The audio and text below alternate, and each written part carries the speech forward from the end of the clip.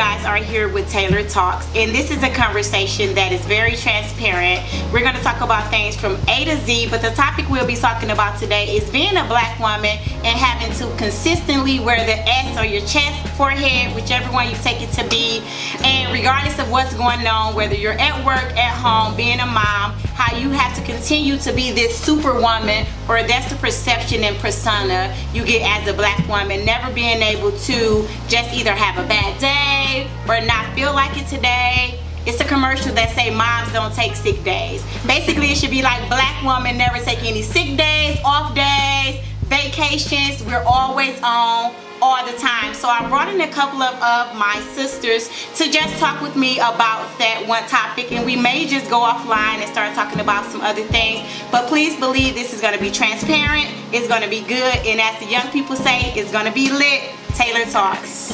It's Friday. Hey, I'm ready to swing. That's old school. Hey, that's tonight. Yep, that's the jam right there. It's alright. Aaliyah.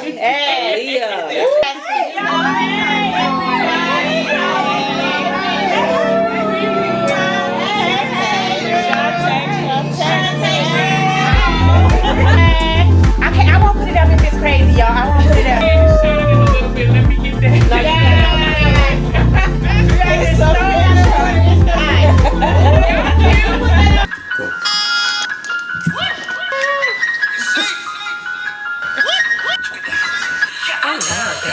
You love God. What's wrong with you?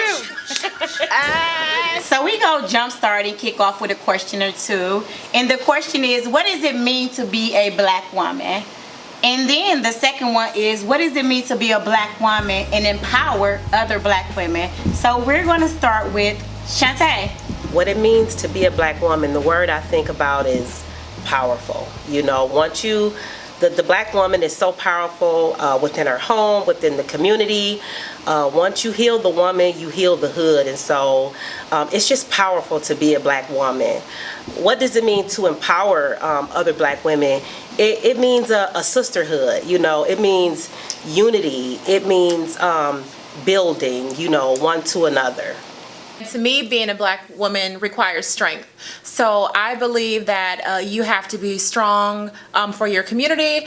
But then I believe that strength also comes from the duality of what the role requires. So if I'm a black woman and I'm working in the office, or if I'm showing up in my faith-based community or at home, there may be different things that are required of me or different expectations, and I need to be able to navigate between those things effectively. And that's a very interesting burden, but then also a blessing that black women have.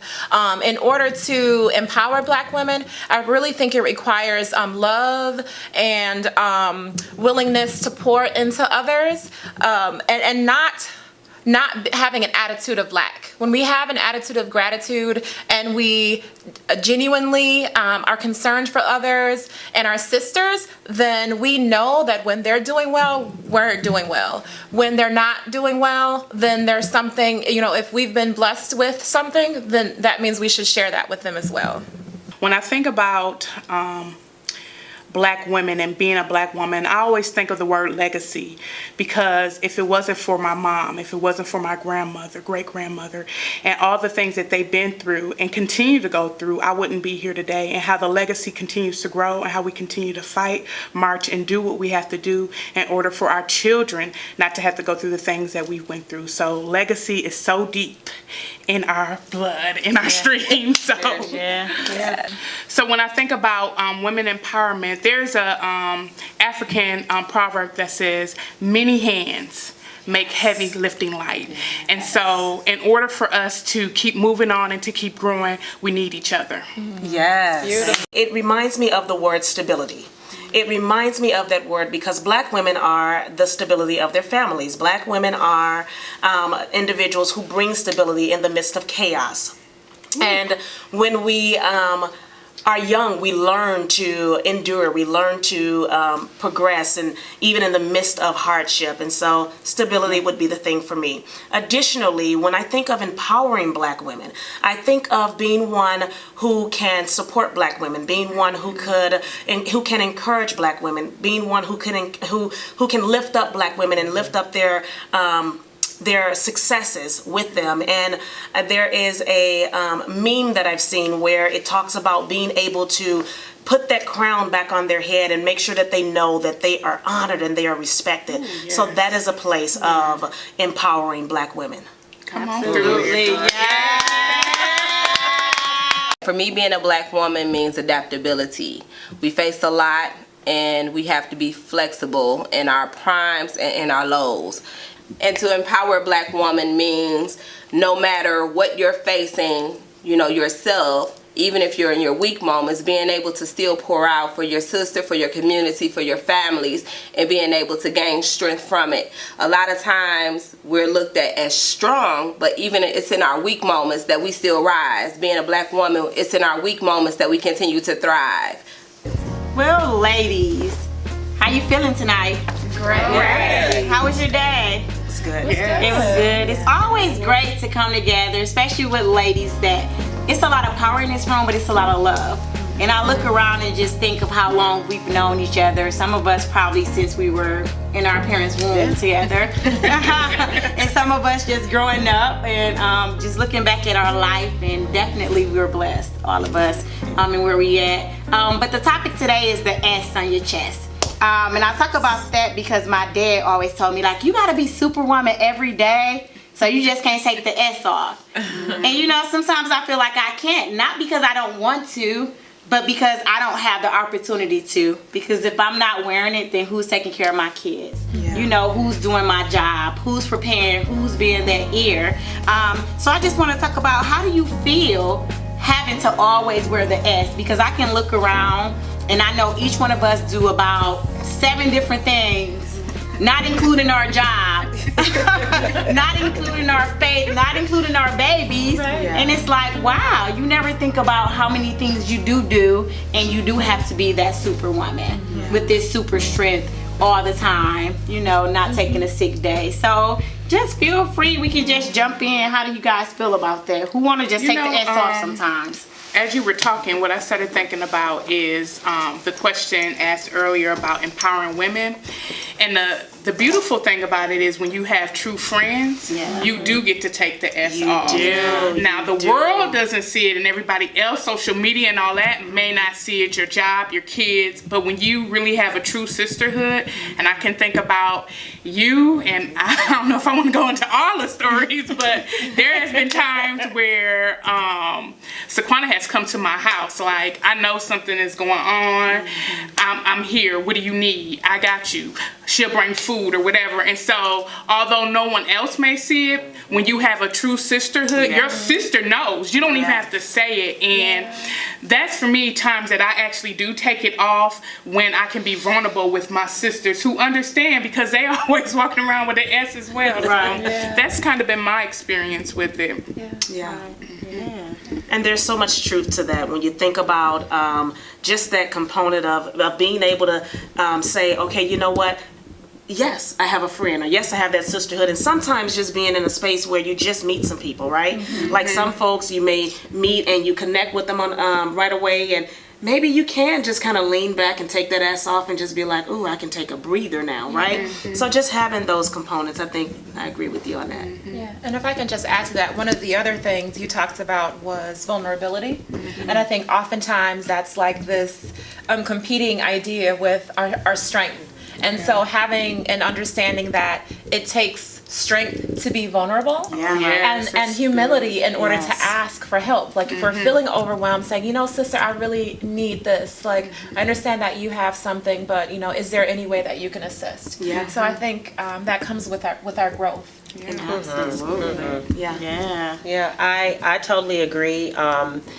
Superman is always, he reunites with his kryptonite. And so it's like, we don't, those of us and all of us are, women of faith. And so we use the Holy Spirit as, most of our kryptonites. And so, you have to have a faith, something that you tap into, you know, something that recharges you, you know, and just the transparency, you know, we as Black women, we have to get to where it's okay to say, you know, hey, that relationship didn't work, or that job didn't work out for me, or, you know, I moved because I didn't like that house. Whatever the case may be, you know, transparency, I feel, really helps, you know, helps women. And so we just got to get to the place where, you know, we're not competing, where we're just loving on each other, because really the competition is with yourself. You want to be better today than you were yesterday. Girl, you know you what I talking mean? now. Your sister is the build, you know, so Yeah. Love it. Absolutely. Yeah, so the S on the chest, like, it does not come off, and to be able to uncover is really good. And sometimes we need to cry, you know, because we're so strong when we're dealing with everything, you know, when we're facing the obstacles. But being able to uncover is good. But once we get it out, and then we feel, you know, that Holy Spirit that comes back up in us, and then we get a little rejuvenated, and then we're ready for our fight, ready for this next win, because we always walk in victory. So that's what I love. That's what I like about it. I wouldn't change it. Why? Because it's growing. It's growing us, you know, and it's the process that we're going through, and it's strengthening us. And our community is watching, our children are watching, our families are watching, and we feed off of each other. So that's what I love. And if I can add one more thing, I think another thing that is very important is self-care. You know, just being able to take some time and do some self-care. I still have me Mondays. They're like my selfish days, right? They're days that I don't do anything else for anybody else. Someone may call me and say, hey, can you do this? And I'm like, yes, tomorrow, because today is my me day. that's right. Right? And so having that space where we can do some self-care, I think is very important as well. That's right. I got self-care Saturday, so Yes. you're right. I love that. I think people need to even have those conversations more, that it is okay to It take is time okay. out for you. It's Yeah. not selfish. In Right. fact, you can help. Self-filled. Yes, come on. So yeah, that's very good. Self-care, Yeah. because I care about me. I care about That's me. great. And I'm no good to anybody else if I'm not okay. Right. And so this is the pot calling the kettle black, because I talk to a lot of people and I often say, you know what, put yourself on your calendar. Yes. Because before I can put anybody on I'm like, okay, hold on. I'm like, and then if you could just send me an email, because my other calendar ain't on this phone, so I don't want to book something with you, and you think I just didn't come through. And so I told this one person, I said, guess what? We put everything else in our calendar but ourselves. Yeah. Sometimes you need to calendar yourself in and say, Yeah. Thursday at 12 to 2, I'm busy. And if somebody say, hey, can I meet with you? Nope, guess what? I got something on my calendar that day. Yes. They don't need to know what it is, but we need that time, and we don't get to take it. Absolutely. And somebody else we all talked about faith, whatever it is, our faith in a higher calling. But being that S in your chest, and, you know, being a faith, and so you have to be so strong. But I just want to kind of get transparent. And I don't know about everybody else, but I know them days where I'm like, okay, God. You know, sometimes my faith ain't up there. You know, I can say it, but maybe I'm not believing it right now. You know, because sometimes you will speak life into somebody else, and then you go home and you like, shh. Right. You know, so can we just, you know, talk about that, because a lot of times people don't get to hear about that, and they feel like if they feel like they faith ain't gigantic every day, then there's something wrong with them. But it's just being human. It is being human. I like that. That's it. I really do. The transparency in that is just because that's the front, that's the mask.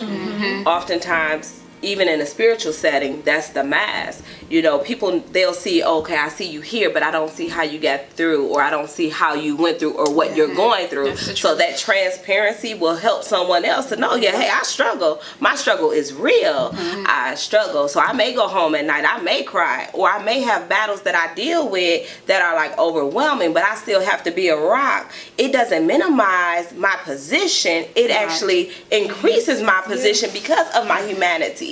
To say, okay, you know what? I'm not feeling it. You know, yeah, those words, that was rough. You know, this life, this work schedule, you know, the lack of a work schedule, or operating in faith, you know, raising kids, whether you're a single mom, whether you're married, you know, whether you're married with children, all of those are things, and the things that you battle with, whether you're grieving, you lost loved ones, all of that. So I love that. And the transparency for me, it says, I'm human. I'm just like you. But there's a process to go through. I'm sure I can make it through. I'm going to have some moments where I'm so weak, and I'm going to need to link up. Right. I'm going to need some strength. right. I'm going to have some more.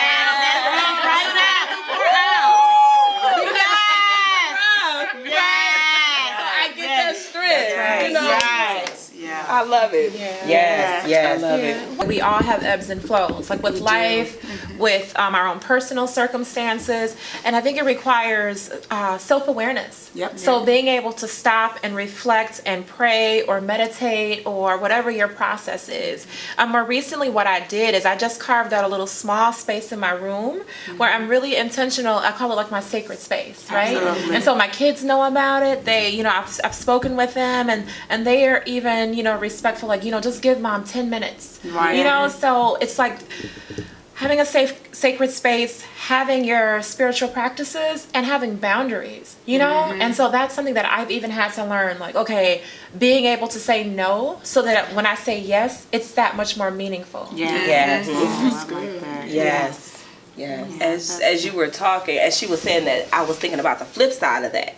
So the flip side of not being transparent is walking in anger, frustration, stress, being overwhelmed, bitterness. Those things that weigh you down, having the weights, having like weights on your feet, feeling like you can't move, or live in your purpose, right?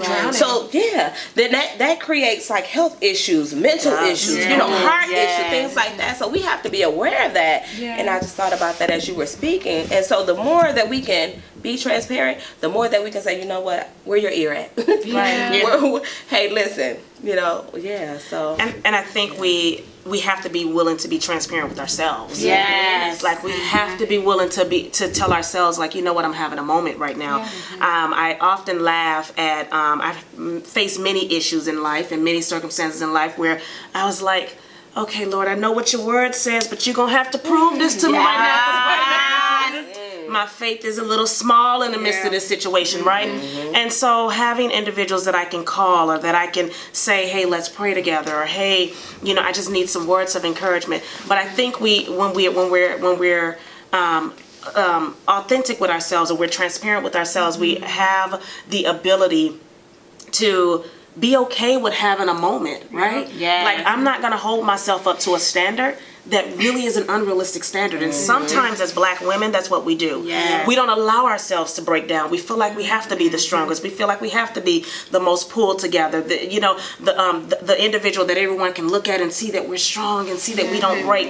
Well, sometimes I need to break so that I'm real. That's right. That's Sometimes right. I need to break so that you know that I'm relatable. Other than that, I can't even help you because I'm too removed from your life, from your situation. Absolutely. And my whole thought process is always, if what I'm doing does not impact someone else's everyday lived experience, then it's useless. Absolutely.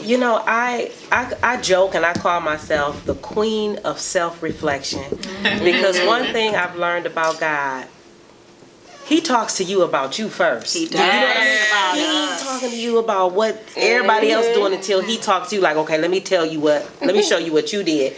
And so, just like Saquana said, we have so many hats. And so one of my many hats is director of the youth ministry at the Infinite Church. And, when a mother cannot self-reflect, it affects her children. You know what I mean? And so I sit with children who, God have shown me through my children, we gotta self-reflect. You know what I mean? Because we do things that we learn from our parents, and then sometimes we don't realize we learned it until we 40. You know what I mean? And then you're like, wow. I get that from mama. And it's not that it's a bad thing, but it's, we gotta communicate. A lot of times in the Black home, you don't talk about certain stuff. You don't tell nobody your business. Whatever's failing in your life, that's your business. You know what I mean? And so it's a mind shift change, and it's a mindset change because you have to be willing to be open. You have to be willing to let things go.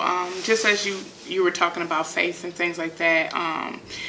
God had really been dealing with me, and I just was, I had asked God, well, what do you do when you can't get it back? Right. And whether it's your faith, it could be your innocence was stolen, it could be you lost a child. So much stuff happens that you cannot summon the strength of how do I get this back? And I think that is so important about being reflective, journaling, whatever it is that you, because some things you don't need to get back. Yeah. And some things you have to realize, I can't get it back and I have to let it go. And how do I move on? Yes.